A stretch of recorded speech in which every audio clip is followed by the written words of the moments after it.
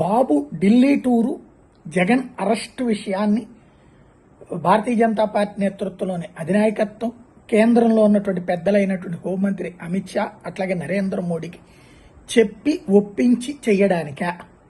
ఇది ఇప్పుడు తాజా సందేహం. వాస్తవంగా అకస్మాత్తుగా ఏం కార్యక్రమం లేదు, అక్కడికి చంద్రబాబు వెళ్తున్నారు అంటే ఈ సందేహం. అది కూడా నిన్న జరిగినటువంటి కేబినెట్ మీటింగ్లో లిక్కర్ మీదన ఎవ్వరూ మాట్లాడద్దు మంత్రులు, పార్టీ నాయకులు అని చెప్పడం. అంటే వీళ్ళందరూ మాట్లాడితే ఇదిగో జగన్ రేపే అరెస్ట్ అవుతున్నాడు, ఎల్లుండి అరెస్ట్ అవుతున్నాడు అని చెబితే అప్పుడు కేంద్రం కూడా దాన్ని రాజకీయ కోణంలో చూస్తే దానివల్ల ఇంపార్టెన్స్ ఉండదు, ఒప్పుకోరు వాళ్ళు.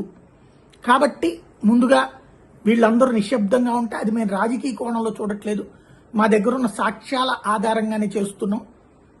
తర్వాత జరిగేటటువంటి ఏమన్నా శాంతి భద్రతల సమస్యలు వస్తే పోలీస్ ఫోర్సెస్ ఉండాలి, కేంద్ర బలగాలు ఉండాలి అని చెప్పి ఒప్పి